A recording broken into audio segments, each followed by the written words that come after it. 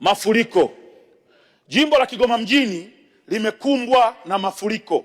Yapo mafuriko ambayo yanatengenezwa na Mwenyezi Mungu. Mwenyezi Mungu analeta mvua nyingi, mafuriko yanatokea. Hiyo hatuwezi kumlaumu mtaalamu yoyote. Lakini yapo mafuriko ambayo yanasababishwa na uzembe wetu sisi ambao ni viongozi tuliopewa nafasi ya kuongoza wale wananchi.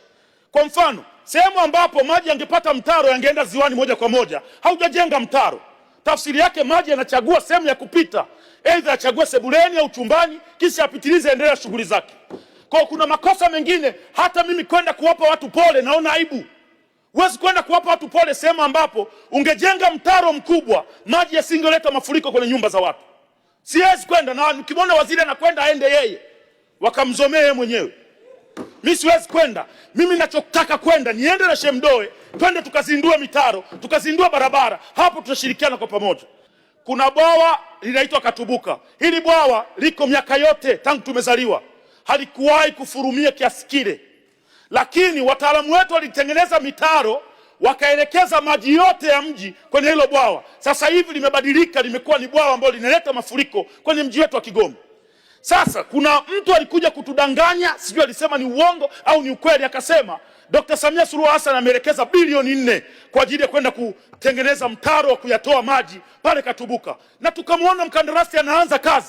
Na mimi nikaenda kuitisha mkutano, nikasema mnaoiona kazi ya mama. Baada ya mwezi mmoja na nusu, mkandarasi ametoa vifaa vyote, anasema hana hela. Nikamuuliza shida ni nini? Akaniambia pesa nilizokuwa nazitumia kujenga hapa ni pesa ambazo nilipewa kwa ajili ya barabara ya kutoka Katonga kwenda Ujiji. Sasa barabara ile inatakiwa kuisha na hapa siwezi kuendelea kwa sababu hela za huu mtaro sijapewa. Mzee wangu Shemdoe, nisaidie. Na mimi ni mmoja kati ya mashabiki wako na kukubali, unatusikiliza, tunakuheshimu, unatuheshimu, na hata 2030 ukichukua fomu yoyote tuko nyuma yako mzee wangu. Asante. Kwanza kabisa naipongeza serikali ya awamu ya 6 ya Dr. Samia Suluhu Hassan. Moja, kwa kutupa nafasi vijana. Nimeona Dr. Samia Suluhu Hassan amemaliza lawama kuhusiana na vijana katika bunge hili. Asilimia kubwa ni vijana. Ametupa nafasi twende tukawasaidie wananchi. Lawama yoyote ambayo tulikuwa tunalaumu kwamba vijana tupewe nafasi, haya bunge hili hapa tuko wengi kuliko watu wenye umri mkubwa. Sasa huu ni muda wa sisi kuweza kuonyesha Tanzania kwamba vijana tunaweza. Ukiangalia idadi kubwa ya mawaziri wamepewa vijana. Mama amemaliza kwenye hilo. Ni muda wetu wa kufanya kazi. Sasa nimeangalia asilimia 97 ya wabunge wote ambao wameongea katika bunge hili la Jamhuri ya Muungano wa Tanzania kuchangia bajeti ya waziri mkuu, ya ofisi ya waziri mkuu, wameongelea barabara. Asilimia 97. Tafsiri yake ni kwamba swala la barabara ni tatizo, ni kama janga lingine. Ni kwa nini tusifanye maamuzi bunge hili tukaiweka swala la barabara kama janga la taifa na tukatafuta namna bora ya kuweza kutatua shida ya barabara? Mheshimiwa Mwenyekiti, ukimpelekea mkulima mbolea shambani alafu usipompa barabara ya kufikisha hayo mazao ambayo anayatoa shambani kuyaleta mjini, ni sawasawa na kazi bure. Ukijenga hospitali ya wilaya usipowapa wagonjwa njia ambayo watapitishwa na hiyo ambulance kwenda hospitali, hiyo ni sawasawa na kazi bure. Jimbo la Kigoma mjini, hospitali ya wilaya ilipojengwa, hakuna barabara ya kuwafikisha watu pale, ni mashimo, mabonde na kuinama. Tafsiri yake ni nini? Utampeleka mzazi kwenda kujifungua, wakati unampeleka unampiga kwenye mashimo, afike kwanza atengenezwe kwanza nyonga iliyovunja kwenye mashimo. Haiwezekani. Lazima tufanye maamuzi. Vijana tuko humu ndani, tuwafanye maamuzi kuhusiana na swala la barabara.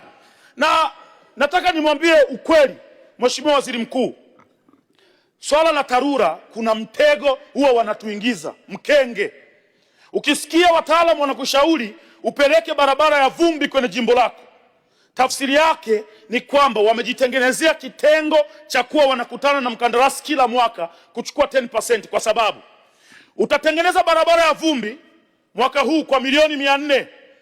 Ikifika mwezi wa 12 mvua zikinyesha zinazoa milioni 400 yote zinaipeleka ziwani au kwenye mto. Mwaka kesho mnatenga tena milioni 400 kwa ajili ya kujenga barabara ile ile.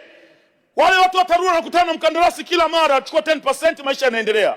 Ni muda wa kufikiria kujenga barabara za lami na tuachane na barabara za vumbi. Na mmerahisisha lugha kuita barabara za vumbi. Mzee, ni barabara za vumbi wakati wa kiangazi. Ikifika wakati wa masika ni barabara za tope. Nadhani tuzibadilishe jina, tuziite barabara za tope. Malizia swala la mwisho, Mheshimiwa Mwenyekiti, ni swala la fidia. Wananchi wa kata ya Majengo na pamoja na Machinjioni walikubali kupisha upanuzi wa airport pale Kigoma mjini, na wakazuiliwa baada ya kufanyiwa evaluation, wakazuiliwa wasijenge tena kwenye nyumba zao kwa sababu wanasubiria kulipwa. Sasa tunakwenda mwaka wa pili, tofali liking'oka mtu anashindwa kurudishia kwa sababu anaamini kwamba hilo tofali itaongeza gharama ambayo hatolipwa. Ni muda umefika sasa, twende tukawalipe wale wananchi fidia pale Kigoma mjini ili maisha mengine